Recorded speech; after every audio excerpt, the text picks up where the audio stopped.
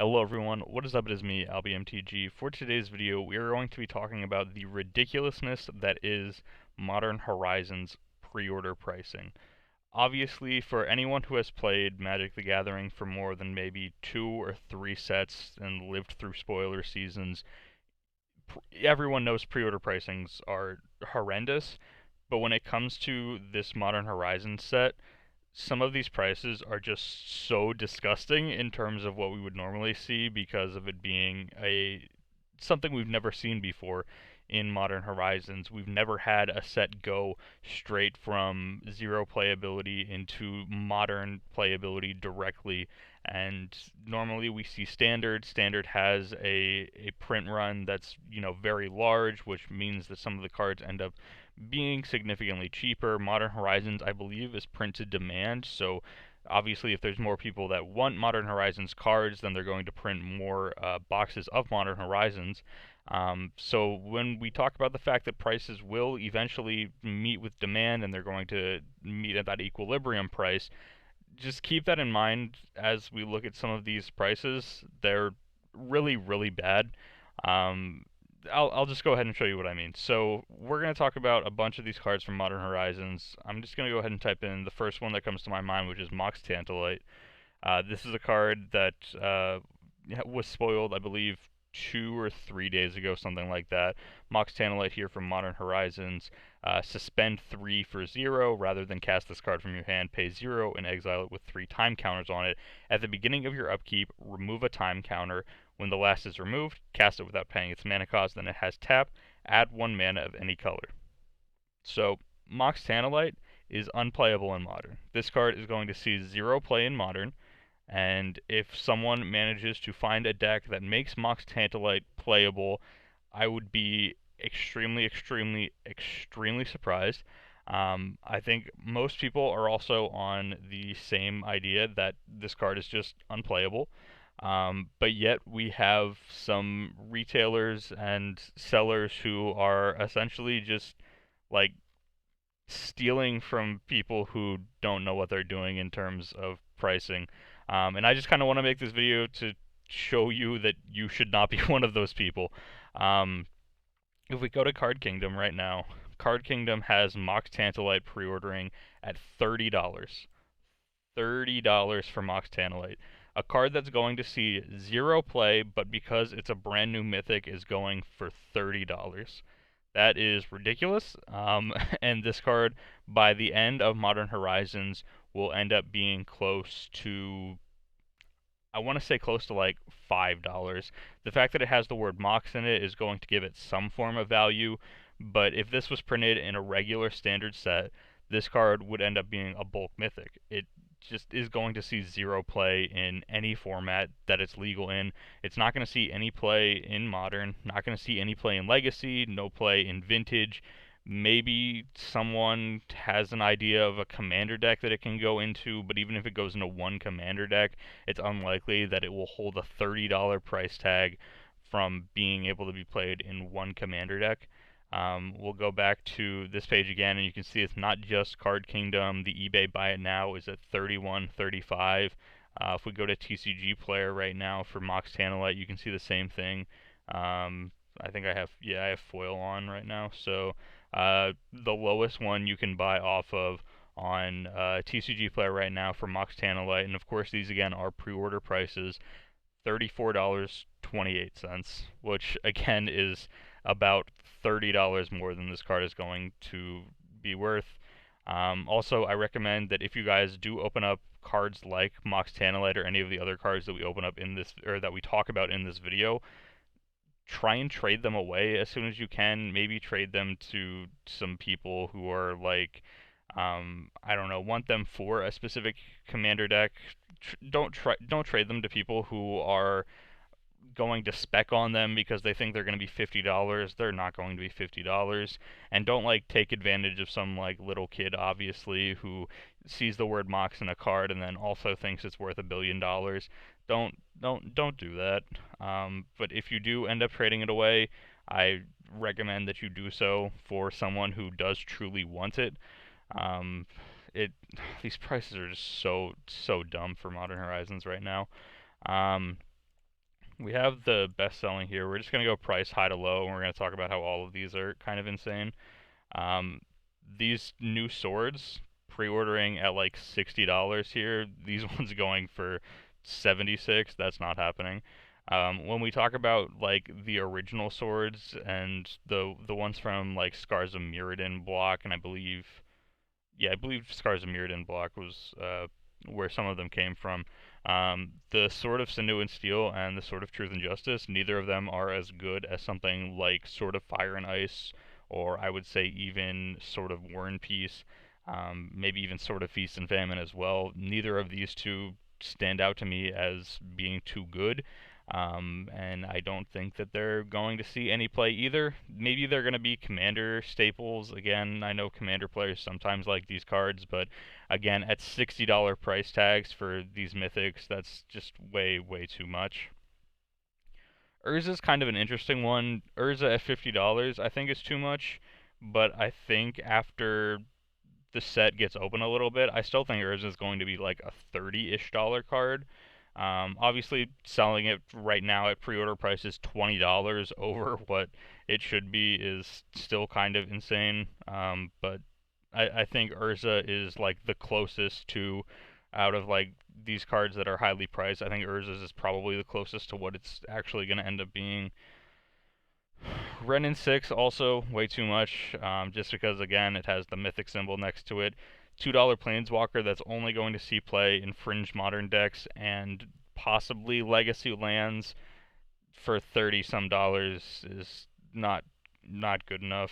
The first Sliver is like the only is like I think $38 is obviously going to be expensive, but again, this one could just end up being again another $20 card. If we go ahead and talk about what some of these other slivers have done recently, let's go ahead and look at Sliver Legion from Future Sight. This is a card that is not on the reserve list, can easily be reprinted at any time in the future in, you know, different sets and things like that. And we're looking at $120 from price spikes. It was like a $65, $70 card here, Sliver Legion, and now it's close to 120, which again is insane, and that's Sliver Legion. And then there's the one from Stronghold as well. The Sliver Queen here from Stronghold is now at a price of $208, and these are all because of the first Sliver being spoiled here in Modern Horizons. This one kind of makes sense. It's on the reserve list, so this was almost bound to happen eventually. I don't think even at like $60, it was probably even a little bit low for a reserve list card that plenty of people would want to get their hands on, but $209 over this price spike is kind of crazy. You can see it even went up higher than that, 250, 225 over the past couple of days. I think it's going to drop down to probably around, I want to say like 150-ish, maybe 175, and then eventually it's just going to continue to go up more and more again. As you can see here, it just continued to kind of go up because, again, it's a reserve list card with an important word on it, and still crazy, $209. Stronghold is actually like low-key a super good set. Stronghold's like not one of those sets that when people think about it, like think that it's one of the better sets. Like Innistrad's one of those ones that come to mind, but Stronghold had some really sweet cards in it, like Ensnaring Bridge, Sliver Queen, some of the other goodies. But going back to this list, Mox Tantalite, I already talked about it, way too expensive. These cards are kind of interesting. I think 36 is still a little bit high for Fiery Inlet right now. Has the potential to meet that price later on. These ones actually might even, like at $25 or so, like right here you can see 28.84 is the lowest. At like $25, these actually aren't that bad of a buy. Comparing them to Horizon Canopy, wherever Horizon Canopy is, Horizon Canopy. We'll look at we'll go with Future Sight so we can see the entire timeline of it. But you can see Future Sight Horizon Canopies are like 85 right now, and Iconic Masters ones are at 63.16 right now. And these are for these do have pretty heavy playability in basically any green deck, any white deck, because of the fact that they were so unique. But now that we have the other 5, we are going to see Horizon Canopy's price drop a little bit because people won't be using the Horizon Canopies in the decks, and they'll be using, for example, the whatever the green-black one is called. Let me just go to page 2 quick to find out what its name is. Green-black. The Nurturing Peatland. So in decks like Elves and other decks like that where Horizon Canopy would sometimes see play, Humans as well would sometimes see it, Hardened Scales as well, Spirits. So like a lot of these decks were just running like one of those colors, like Hardened Scales. There's no white mana from the Horizon Canopy, but they were just running it as a 1-color pain land that could draw a card. So you're going to see some playability for Horizon Canopy drop off because they'll be replaced by the other ones, and so you'll see a decrease in Horizon Canopy's price. But even at like $63 here, the lowest Horizon Canopy ever got to was like 33-ish, somewhere in there, 32, 33. So I honestly think that for these new lands, you're probably going to be looking at a price of between 20 and 30 the entire time, throughout the course of Modern Horizons. I don't think these are going to be the kind of cards that people are going to let go of too easily, and so I think that there's going to be high demand, and then again, fairly low supply despite the set being printed demand. So I think that these lands here are like the only ones that I can see being of reasonable pre-order prices. But again, I think you just wait an extra maybe 2 weeks or so and then order them. That gives you enough time to where the prices will drop because supply is happening, but at the same time, prices won't be affected too much by tournament results coming out yet. So that's just kind of a little tip. Maybe about 2 weeks, 2.5 weeks, something like that is where you want to look for these lands. That's probably when I'll pick up some of mine. The Waterlogged Grove, I think, will go in Infect, and I think I'll pick up some of the Silent Clearings or the Nurturing Peatlands as cards for 8-rack. Because they work really well with Urborg. In 8-rack with an Urborg in play, these basically have no downside and then can just be traded in for a card later on in the game, which is super good. Prismatic Vista. This card's going to have significantly high demand because of the fact that it is a fetch land, but it's, again, 28 seems like a lot, and it's not better than these ones. My guess is Prismatic Vista goes down to about 10, maybe 10, 15. I think once people see that it's not really seeing too much play, then they'll realize that it's not worth $28. Sarah is obviously not worth $25. She's not a very good planeswalker in all honesty, but to be fair, she has also had the time to where, since she was the first card spoiled, actually I think Cabal Therapist was the first card spoiled, so Sarah was the second card spoiled then from the set. Actually, no, Sarah might have been first. I don't know. It was either the first or second card spoiled from the set that we had. So this has had the time to react to going to lower prices based off of pre-ordering since it's been around for the longest. And it's still holding a price tag that's significantly higher than it should be. Sarah is going to be probably $8 to $10 as a planeswalker, but again, should probably even be closer to like 5, based solely on play. But because it's a mythic in this set, it's going to be significantly higher. Archmage's Charm is a card that I absolutely love. I'm going to be playing many copies of this in Mono Blue Delver, which is one of my pet decks in Modern. Again, I think $22 is way too high for a triple blue in the mana cost. People are seeing this as a Cryptic Command. It's not Cryptic Command. Most decks are going to just play the Cryptic Command instead of the Archmage's Charm because you get to counter and draw, while this one is counter or draw.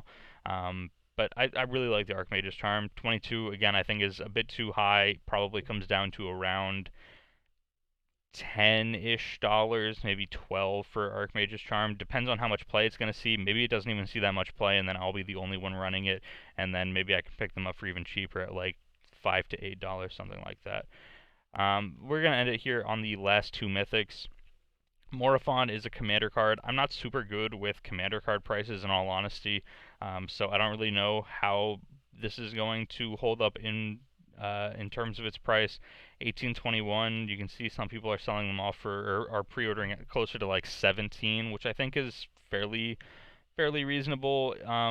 the competitive players who are opening up Modern Horizons to pick up their, copies of Archmage's Charm and their copies of these new lands, they're going to be more than happy to unload the Morphon. So I think that the supply for Morphon in particular is actually going to be higher, and I think that goes for most of the commander cards in this set, that the supply will be higher than the demand, because the players cracking Modern Horizons are going to be the players wanting the cards to go specifically in their modern decks, like the Peatland, like the Forest Grove Clearing, those sort of lands, or those sort of cards in general. And Morphon will be a card that those people don't want, and will be able to unload to you commander players very easily.